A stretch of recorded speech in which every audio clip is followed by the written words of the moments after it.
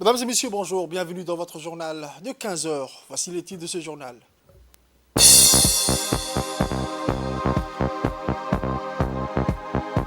Le chef de l'État s'exprime sur la dynamique du monde arabe suite à l'entretien accordé à Sharq al-Awsat. Autre actualité de ce journal, Djibouti et la Palestine signent un protocole d'accord pour renforcer la concertation politique. Pour les actualités internationales, changement climatique, les températures mondiales pourraient atteindre des records au cours des 5 prochaines années.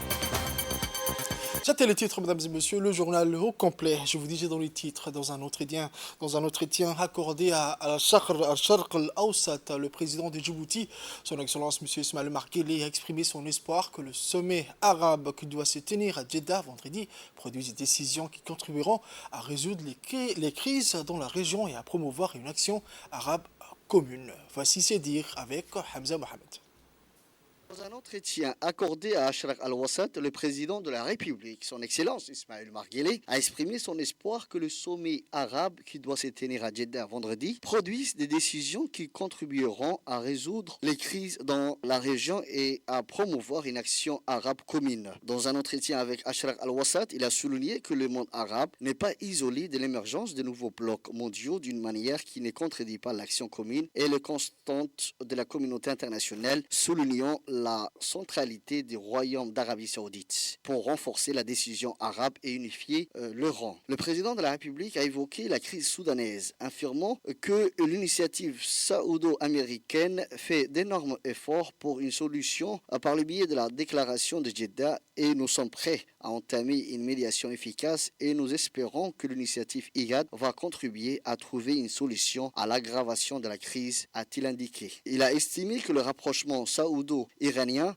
jette les bases de la stabilité et du développement dans la région et promet une action islamique conjointe. Quant à la Syrie, le président djiboutien, son Excellence, M. Ismaël Omar Guelleh, a souligné les progrès accomplis pour sortir de la crise syrienne et lever son isolement politique pour restaurer sa sécurité, sa stabilité et son développement. Le président Guelleh a indiqué que l'extrémisme, le terrorisme et l'immigration illégale sont parmi les défis les plus importants pour la navigation maritime et la sécurité de la mer Rouge, exprimant son optimisme quant à la résolution de la crise du barrage de la Renaissance et une compréhension qui satisfait les parties concernées. Il a également souligné que son pays soutenait les efforts visant à mettre fin à la crise russo-ukrainienne, mettant en garde contre un glissement vers une guerre nucléaire. Le président de la République, son Excellence M. Ismaël Omar Guelleh, a également évoqué les relations bilatérales entre son pays et le Royaume d'Arabie Saoudite, affirmant que des travaux sont en cours pour établir des projets conjoints entre les deux pays dans le domaine du transport maritime aérien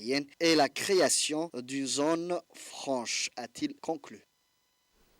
Autre actualité à la une de cette édition, le ministre des Affaires étrangères et de la coopération internationale, porte-parole du gouvernement, M. Mahmoud Ali Youssouf, a pris part ce mercredi à Jeddah aux travaux de la réunion ministérielle préparatoire du 32e sommet arabe qui se tiendra le 19 mai prochain. Au cours de cette rencontre, les ministres arabes des Affaires étrangères ont discuté de l'ordre du jour du sommet arabe, les projets de résolution qui seront soumis aux dirigeants arabes ainsi que les derniers développements sur la scène arabe et internationale. L'ambassadeur de Djibouti en Égypte, représentant permanent auprès de la Ligue des États arabes, M. Ahmed Ali Barreh, et l'ambassadeur de Djibouti, doyen du corps diplomatique au Royaume d'Arabie Saoudite, M. Diaïdine Sid Bahrama, ont également pris part à cette réunion. En marge de la réunion ministérielle préparatoire de la 32e sommet arabe qui se tiendra le 19 mai à Jeddah, en Arabie Saoudite, le ministre des Affaires étrangères et de la coopération internationale, M. Mahmoud Ali Youssouf, a rencontré son homologue palestinien, M. Riyad Al-Maliki. Au cours de ces discussions, les deux ministres ont eu un premier entretien pour aborder les relations entre la République de Djibouti et l'État palestinien et les voies et moyens de renforcer davantage la coopération bilatérale entre les deux pays. Ensuite, le ministre des Affaires étrangères et son homologue ont procédé à la signature d'un protocole d'accord sur la concertation politique entre les deux ministres en vue de consolider les relations bilatérales et la coopération entre Djibouti et l'État palestinien dans divers secteurs. Les deux ministres ont également abordé la situation actuelle en Palestine et le rôle de ce sommet de la Ligue arabe pour discuter de la situation en Palestine et les moyens de soutenir les peuples frères de la Palestine face aux répressions d'Israël. Outre le ministre des Affaires étrangères, M. Mohamed Ali Youssouf, l'ambassadeur de Djibouti du Royaume d'Arabie Saoudite, M. Diaïdine Saïd Ben Mahrama, l'ambassadeur de Djibouti en Égypte et le représentant permanent de notre pays à la Ligue des États arabes, M. Ahmed Ali Barre, ainsi que plusieurs hauts responsables ont pris part à cette audience. Ensuite, le ministre des Affaires étrangères de la Palestine, M. Riyad, a indiqué dans un interview que l'accord signé avec son homologue djiboutien, le ministre des Affaires étrangères, va contribuer à la consolidation des relations déjà privilégiées entre les deux pays et renforcer également la coopération entre les deux pays dans différents domaines.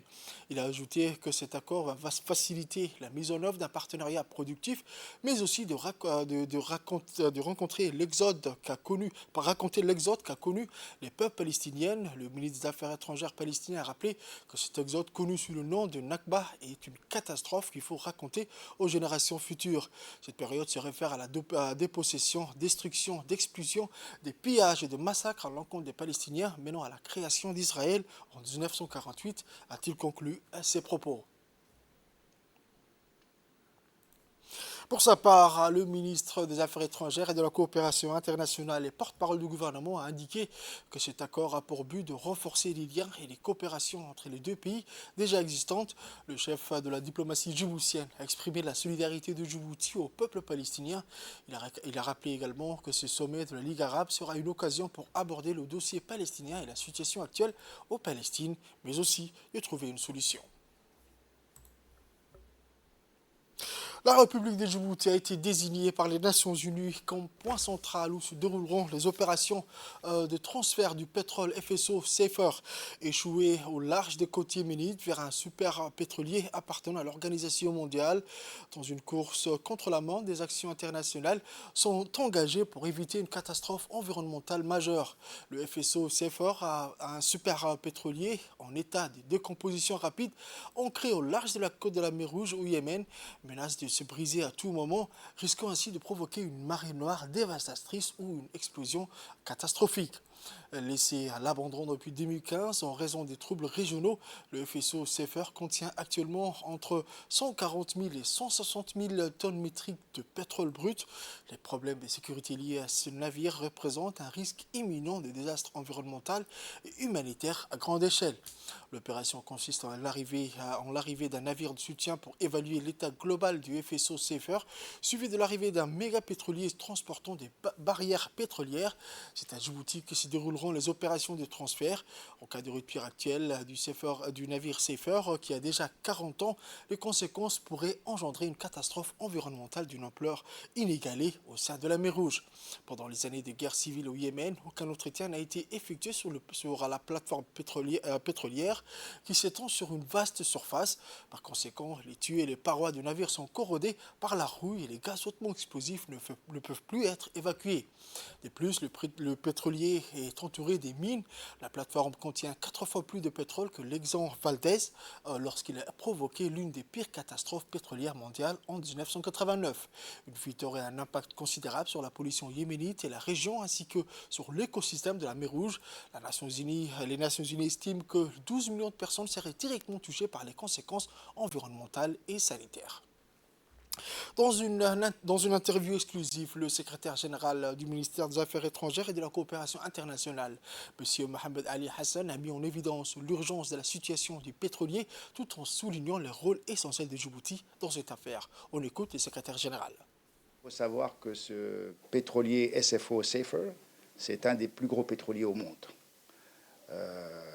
Il est actuellement au large de Hodeïda. Et il est utilisé au fait comme étant une unité flottante, une large unité flottante de stockage, de production de pétrole. Et c'était utilisé pour y stocker du pétrole qui venait des productions de la ville de Marib, qui est le point de départ d'un important oléoduc au Yémen. Et ce navire contient environ 1 140 000 barils de pétrole. Donc c'est une quantité énorme dont la valeur aujourd'hui est autour de 80 millions de dollars. Et depuis plusieurs années maintenant, il attire l'attention de la communauté internationale, et en particulier des pays riverains de la mer Rouge, parce que la dégradation qu'a subie ce pétrolier est très alarmante et pose des risques de fuite ou même d'explosion. Et donc, il fallait prendre les choses très, très au sérieux, et depuis plusieurs années maintenant, et en particulier à partir du moment où il y a eu la guerre au Yémen, les choses se sont un peu compliquées et ont fait que le navire s'est dégradé encore plus. Il fallait donc lancer une grande opération de sauvetage de ce navire, parce que si le pétrole qui est contenu dans cette unité flottante commençait à produire des fuites, cela engendrait effectivement une catastrophe majeure environnementale. Et pour vous donner une idée de grandeur de cette catastrophe, ce serait 4 fois les dommages causés lors de l'Exxon Valdez en 1989. Et ça aura des conséquences sur l'environnement, puisque la marée noire pourrait balayer une large zone dans le Bab el-Mandeb. Et outre les conséquences sur la biodiversité marine, cela également bloquerait le trafic maritime. Et vous le savez bien, lorsqu'il y a eu cet incident au canal de Suez, de ce navire qui avait été bloqué pendant quelques jours, c'était des milliards de dollars de dommages. Ce serait à peu près la même chose. Et si cette opération de sauvetage n'était pas menée, la dépollution qui découlerait de ces fuites de pétrole,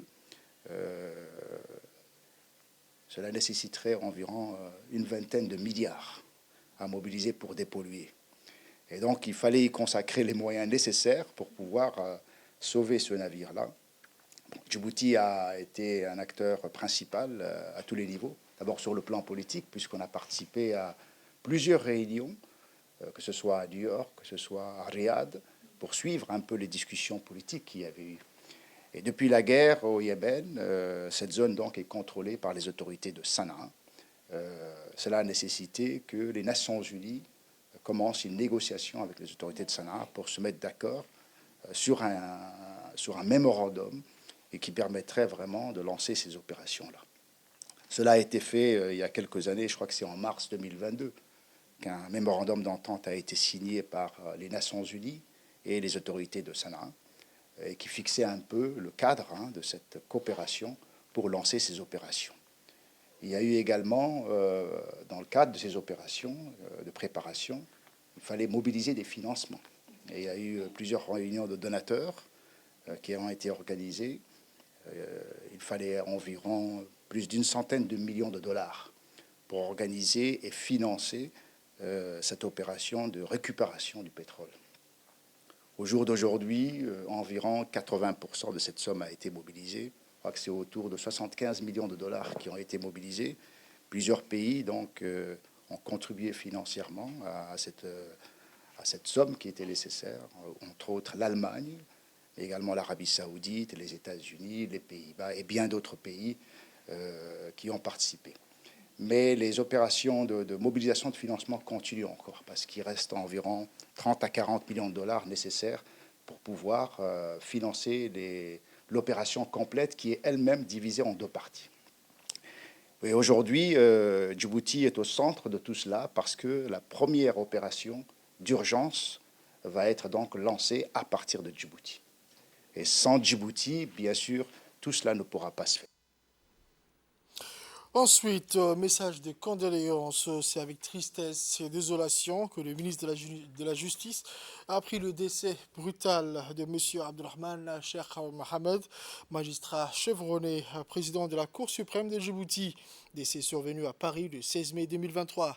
En ces douloureuses circonstances, le ministre tient à saluer la mémoire du disparu dont le professionnalisme, mais aussi la bonne humeur et l'état d'esprit resteront longtemps gravés dans nos mémoires et dans nos corps. Par conséquent, le ministre tient à adresser ses plus sincères condoléances et ses sentiments de profonde compassion à l'épouse du disparu, à ses enfants, aux proches, ainsi qu'à l'ensemble du corps de la magistrature qui perd un précieux élément et digne fils de notre pays. C'est suite au décès de feu Abdulrahman Abdurrahman Cheikh Mohamed, survenu mardi 16 mai 2023 à Paris, que le ministre de la Justice, M. Ali Hassan Bahdan, le ministre de la Communication, M. Redouane Abdullahi Bahdan, et le procureur général Jama' Suleiman adressent leurs condoléances les plus attristées à la famille du défunt, ses proches, et prient le bon Dieu de l'accueillir dans son paradis éternel. Le défunt Abdurrahman Cheikh a fait sa carrière dans l'institution judiciaire, gravi tous les échelons pour finir au sommet en qualité de président de la Cour suprême depuis sa nomination par le président de la République, intervenu le 9 janvier 2019. Grâce à ce parcours, le défunt Abdurrahman Cheikh avait acquis une expérience professionnelle impressionnante et toujours su avec dévouement, humilité et rigueur placer le service, la justice avant tout. Inna lillahi wa inna ilayhi raji'un.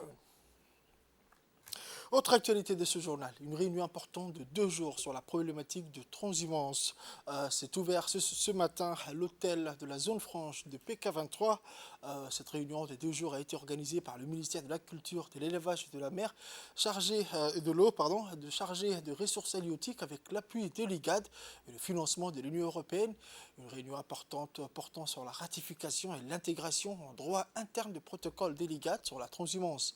Cette réunion a regroupé les décideurs politiques et les experts juridiques pour comprendre les applications du protocole de la transhumance à Djibouti et approuvé également par le Conseil des ministres de l'IGAD le 24 janvier 2021. Cette réunion a également pour but de discuter et de mettre en avant le soutien indispensable, le pouvoir législatif djiboutien pour la ratification et la domestication du protocole ainsi que sa mise en œuvre.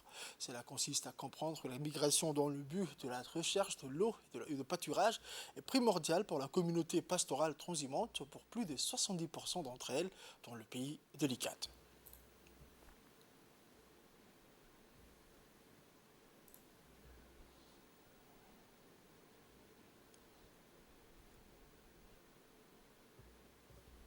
Le secrétaire général du ministère de la Culture, M. Ibrahim Elmi, a souligné que cette réunion est primordiale pour apporter un soutien aux pasteurs et éleveurs de la région des l'IGAD. On écoute ses dires.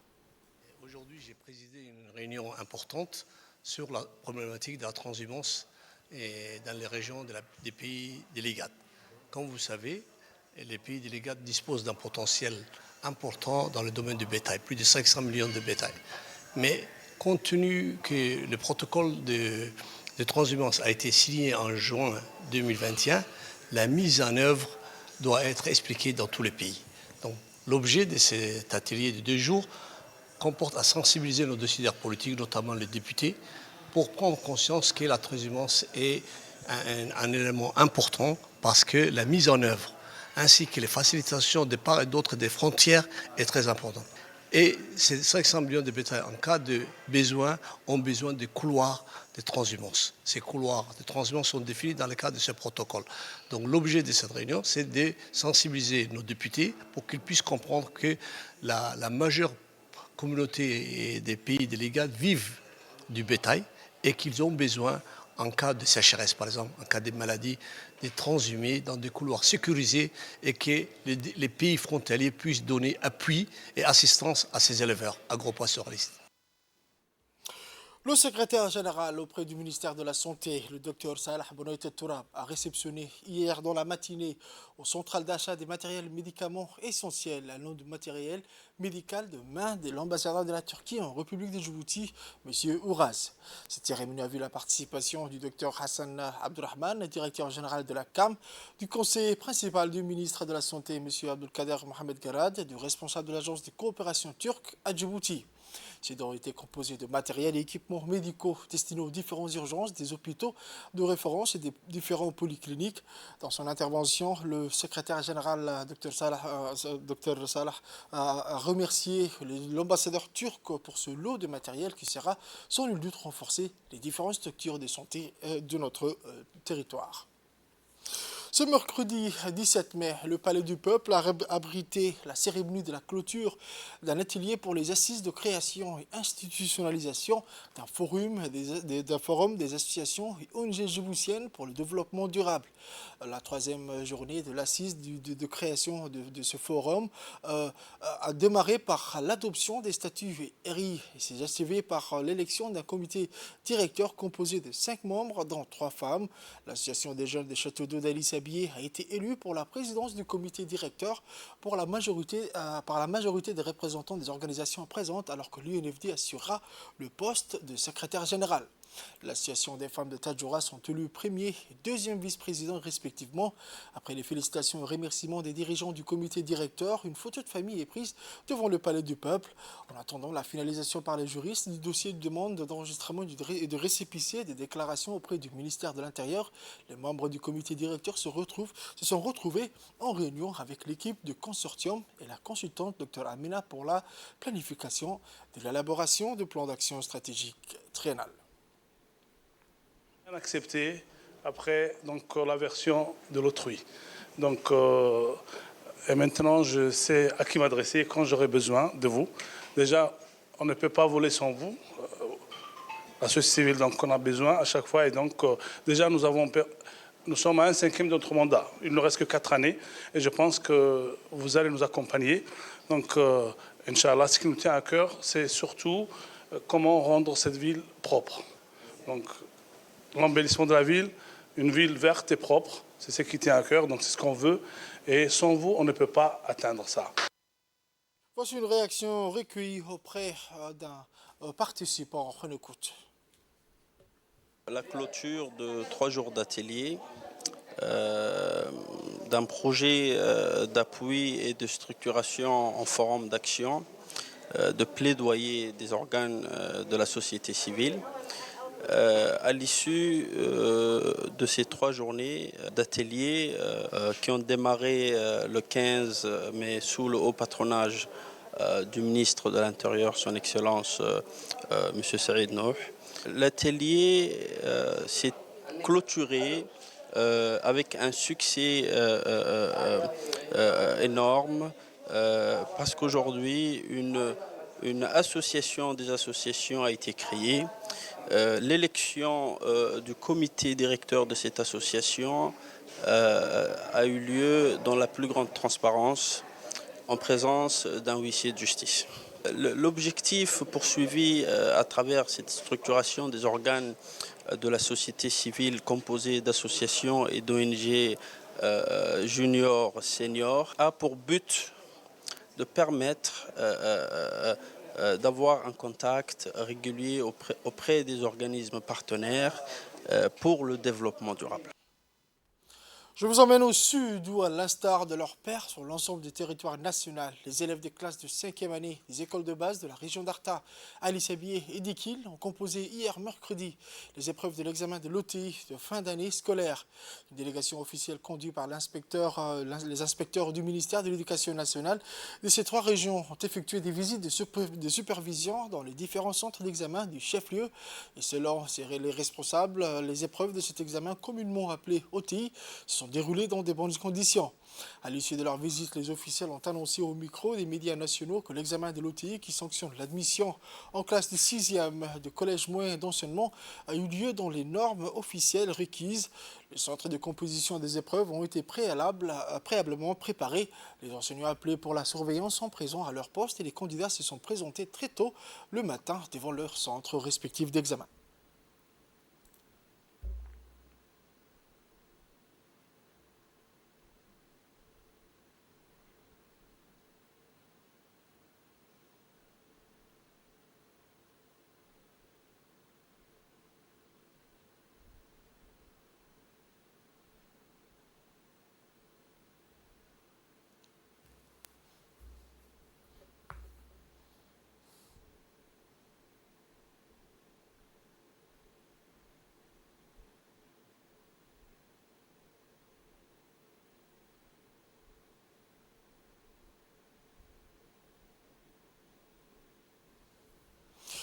Ensuite, nous allons écouter une réaction recueillie auprès des officiels présents pendant les examens.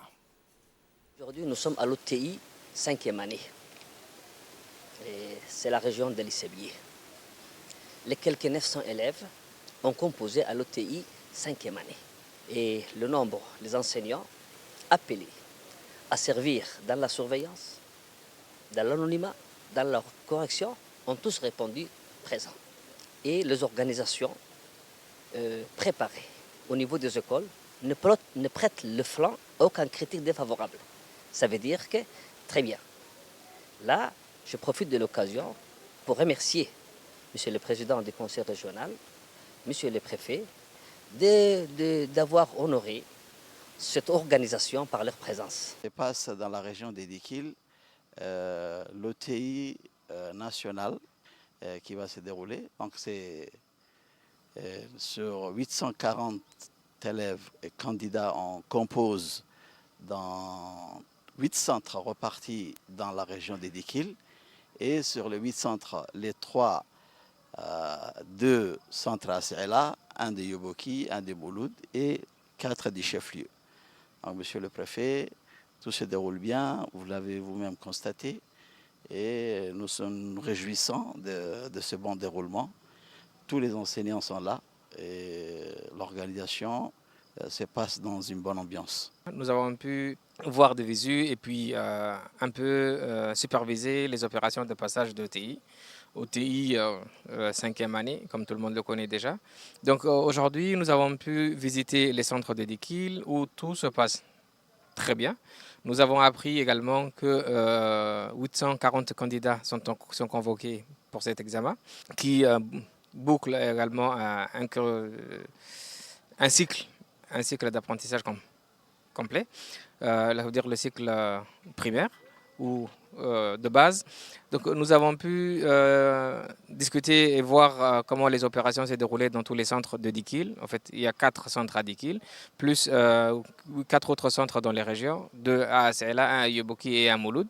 Donc nous sommes repartis et toutes les opérations, que ce soit dans le chef-lieu ou que ce soit dans les sous-préfectures, tout se passe dans des très bonnes conditions. Vers le nord, comme dans l'ensemble du pays, les épreuves de l'évaluation certificative de fin de cycle 2, appelées OTI, se sont déroulées également hier mercredi dans toutes les écoles du nord, dans la région de Bok et Tadjoura, dans l'optique de renforcement de la décentralisation de l'éducation prônée ces dernières années par le MENFOP. Les candidats de toutes les écoles ont composé les épreuves dans leurs propres établissements. Les sujets ont été acheminés à la veille des épreuves dans chaque centre d'examen des écoles rurales, grâce au soutien logistique de la préfecture, du conseil régional et de l'armée nationale. Les autorités locales ont effectué une tournée habituelle dans les 2 centres d'examen du chef-lieu pour constater de visu le bon déroulement de ces épreuves.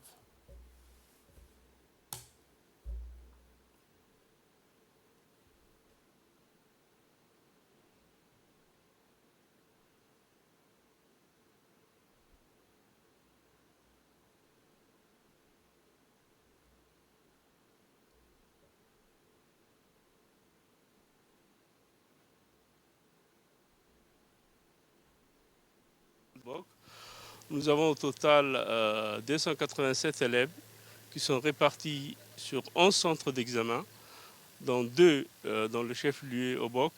Tout se déroule donc dans de bonnes conditions.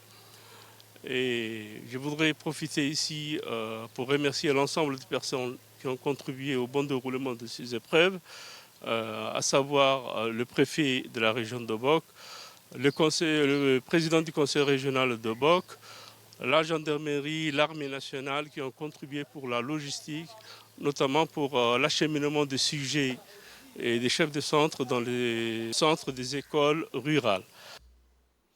L'Agence nationale des personnes handicapées, l'ANPH, en collaboration avec le Centre de leadership et de l'entrepreneuriat, connu dans son acronyme CLÉ, a organisé ce matin au Palais du Peuple un atelier de lancement de l'enquête sociolinguistique sur les langues nationales signées.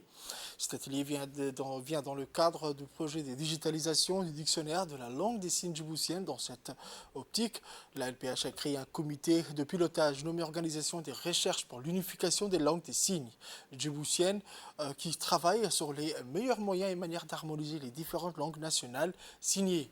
Ce groupe Orul SED, constitué de jeunes Djiboutiens sourds et malentendants, d'enseignants et d'interprètes, travaille afin de réaliser le premier dictionnaire djiboutien de 3000 mots, harmonise et uniformise pour faire une seule langue des signes djiboutiens dans ce dictionnaire. En processus de digitalisation sera un atout éducatif et professionnel pour la promotion de l'apprentissage des langues. Était présent le directeur général de l'ANPH, le président des réseaux des personnes handicapées, M. Idriss Moumine, et le directeur général par intérim de Clé, M. Abdelkarim Mohamed Hassan.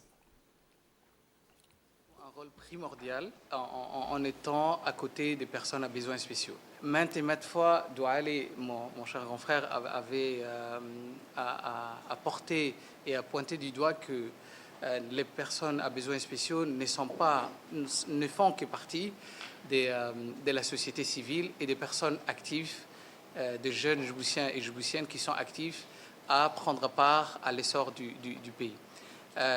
Et c'est dans ce sens-là que les clés est à côté de la NPH pour faire en sorte que l'entrepreneuriat ne se limite pas seulement aux autres personnes, mais aussi prennent part, que les personnes à besoins spéciaux puissent prendre part de façon très active à l'entrepreneuriat et qu'ils jouent leur rôle. On l'a déjà vu à travers le programme Forge et on va le voir de plus en plus. Et dans le monde qui change de façon exponentielle avec le numérique, notre ministère croit sincèrement et profondément que les outils du numérique, que ce soit l'intelligence artificielle ou tous les nouveaux métiers qui vont se créer, que les personnes à besoins spéciaux peuvent jouer vraiment un rôle très prépondérant.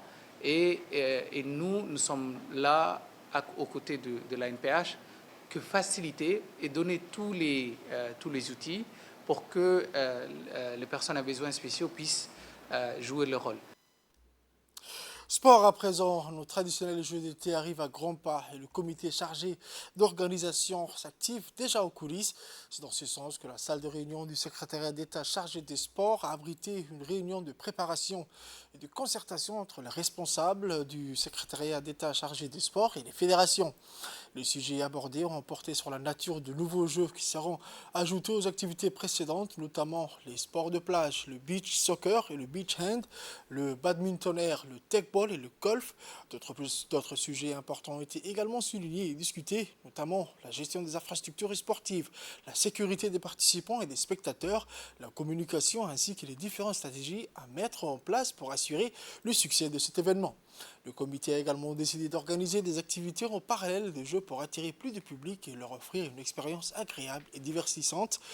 Les responsables présents, en l'occurrence le secrétaire général, la secrétaire générale du secrétariat d'État chargé des sports, Mme Pradig Ibrahim Idriss, le directeur des régions, M. Omar Hassan Abdullahi, le directeur général adjoint de l'ANPS, M. Ahmed Ali, la directrice des stades, le directeur des complexes et des formations sportives, le président de la fédération djiboutienne de handball, ainsi que plusieurs autres ont convenu de poursuivre la coordination et la collaboration entre les différents services pour garantir le succès de ces tournois d'été et ainsi offrir aux sportifs et aux amateurs des moments forts.